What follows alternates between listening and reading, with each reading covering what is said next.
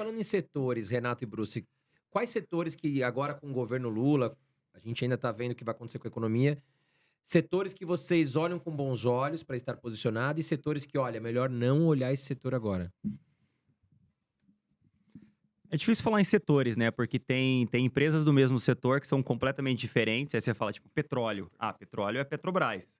Mas também tem a PetroRio, e elas são completamente diferentes, né? A Petrobras é um monstro estatal, que provavelmente vai ser usada para fazer política econômica de alguma forma. E a PetroRio é pequenininha, tipo, é 2% do tamanho da Petrobras, é minúscula perto da Petrobras.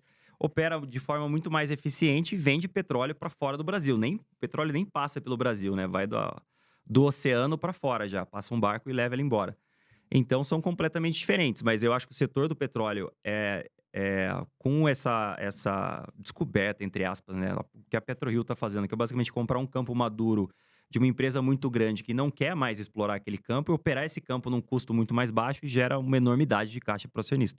Isso vem dando bastante certo e aí ela criou um setor, né, a 3R e a PetroRecôncavo, que fizeram um IPO recentemente, basicamente copiaram a PetroRio, né? Elas já existiam, já eram empresas antigas de petróleo, que estavam lá paradas, meio largadas assim, e começaram a usar essa estratégia da PetroRio e vem crescendo também de uma forma bastante boa.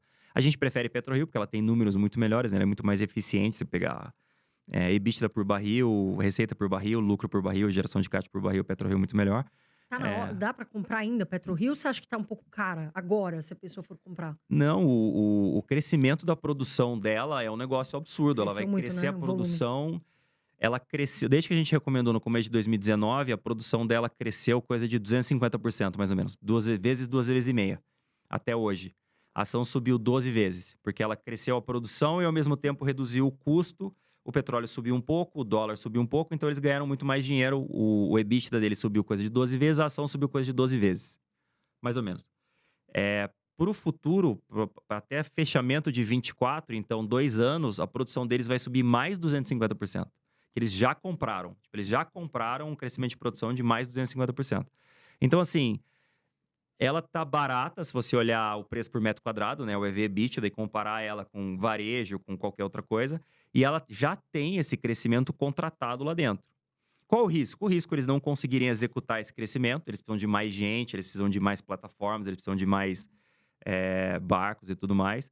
Mas principalmente gente, é um negócio difícil de treinar e colocar na cabeça do cara. Você tem que fazer isso aqui de forma muito mais eficiente do que, sei lá, você fazia na Chevron, na Shell, na Total, que são as petroleiras grandes. E o petróleo, né? Se o petróleo cair, pode ser um problema para eles. Se cair muito, pode ser um problema para eles. Mas o crescimento de produção é tão grande que, assim, se o petróleo cair 10, 15%, 20%, não faz muita diferença. Tipo assim, vai ser pior, óbvio, mas assim, o crescimento de produção lidera. Um detalhe, hein, desculpa, eu tô falando longe aqui, a PetroRio acabou de bater a máxima histórica. Então, é uma boa pergunta, assim, vale a pena comprar a PetroRio Vale a pena na comprar máxima na histórica? máxima histórica. E os Porque vem bancos, outras hein? máximas históricas aí. Bancos, eu acho que no Brasil, banco é sempre uma boa, porque você fala, putz, Brasil é juro alto. E o banco, ele opera ao contrário das empresas, né? A empresa pega dinheiro emprestado, paga juro. O banco empresta dinheiro, empresta juro. Então, se o juro sobe, o banco te empresta mais caro. Para E ele a não faz tendência é subir, diferença. né, com o governo Lula tendência a É, subir e valoriza eles, o eles, já, eles já sobem direto. Então, assim, a vulnerabilidade das empresas, que é pegar dinheiro emprestado e o juro é muito alto, para os bancos não interessa, porque eles emprestam um dinheiro a um juro mais alto ainda. E aí, putz, tem inadimplência maior, eles metem um spread maior ainda. Então, assim, quem toma o dinheiro é que sofre. O banco sofre, mas sofre menos, né? Eu acho que os bancões vão ter dificuldade para crescer justamente por causa da inadimplência maior, porque o juro subiu muito alto, Muito rápido. muito rápido, e também ficou muito alto, né? Uhum. Então, assim, o custo para as empresas e para as pessoas vai ficar muito alto, provavelmente eles vão ter mais inadimplência. O Bradesco, no último balanço deles, já mostrou uma inadimplência muito maior, tanto que as ações despencaram no dia do balanço. Foi a maior queda diária de Bradesco num dia só da história. Sério? É, 15%, é, né? Foi uma porrada. Pro Bradesco, né? Que pro é um Bradesco. colosso.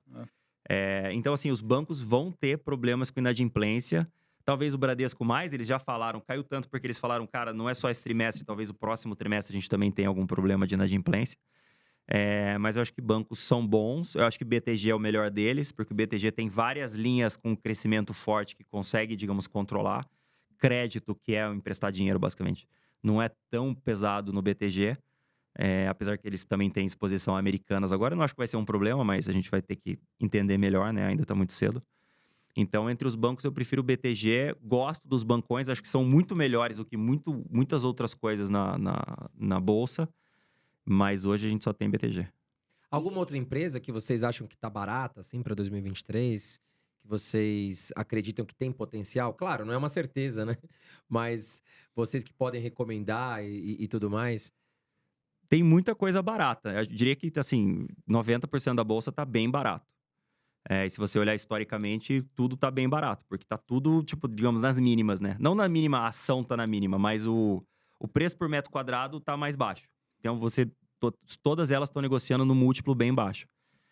Então, tem muita coisa interessante. O negócio o que é interessante e consegue ter um crescimento sustentável com o juro lá em cima, entendeu? Nesse ambiente de maiores impostos, maior gasto, mais impostos. E que não depende de crescimento de PIB, vamos dizer assim. É. Uma empresa que o setor dela, né? Ou seja, aquele setor ele cresce com uma diferença razoavelmente diferente do que o PIB. Setores muito, muito maduros, né?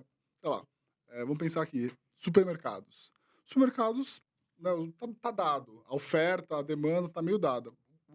Se você fizer a conta de quanto que as pessoas vão consumir de comida, bebida, etc., de um ano para o outro, isso vai variar mais ou menos baseado no PIB.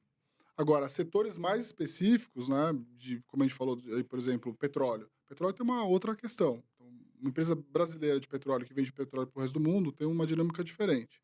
Ou Não depende de Brasil, né? não depende do Brasil. Então, Mas, por exemplo, varejo, que a gente começou falando americanas e tal, depende de PIB. Então, se o PIB vai bem, as varejistas vão bem. Se o PIB vai mal, provavelmente a grande maioria das varejistas também vai mal. E uma Taurus, por exemplo, que também tem boa parte da sua receita aí dolarizada.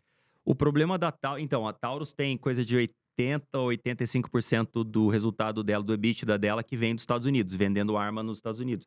Ela tem uma grande vantagem competitiva lá, que é de custo. Ela consegue vender uma arma de qualidade igual ou superior que seus competidores, em um custo muito mais baixo. Então, ela tem uma margem gigante. Ela ocupou o mercado americano. Hoje, ela é a maior vendedora de... Eu nunca lembro se é pistola ou revólver, mas eu acho que é os dois, do mundo. Só que o mercado americano, a demanda no mercado americano subiu muito durante a pandemia e agora tá, digamos, arrefecendo, assim, tá caindo. Então, o resultado da Taurus também tá caindo. Eu gosto da empresa, eles fizeram uma reestruturação e conseguiram essa vantagem competitiva em custo agora, mas eu acho que, assim, eu não gostaria de ter uma empresa que dependa de PIB no Brasil e nem que dependa de venda de arma nos Estados Unidos. Eu quero uma empresa que dependa dela mesma. Fala, cara, o meu crescimento depende de mim, e não tipo, o mercado foi mal.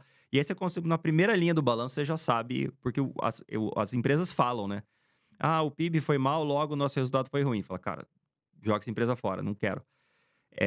E a Taurus está com essa dependência. Eles cresceram muito dependendo só deles e agora eles estão com essa dependência maior no mercado americano. Ainda gosto, ela é extremamente barata, muito barata, ainda mais para uma empresa exportadora como ela é. Eles estão montando uma fábrica na Índia agora, mas assim, parece que a Índia não vai ser a salvação deles. Parece que a Índia não vai ser grande o suficiente para conseguir puxar o resultado para cima. E eu não gosto de uma empresa que dependa da venda de arma nos Estados Unidos, que dependa do ciclo de venda de arma nos Estados Unidos. Que é um negócio que cresce, mas cresce pouco ao longo do tempo. E aí, como cotações seguem resultados, se ela cresce pouco, a ação sobe pouco, então para mim não interessa. Eu quero um negócio que cresça muito para a ação crescer muito.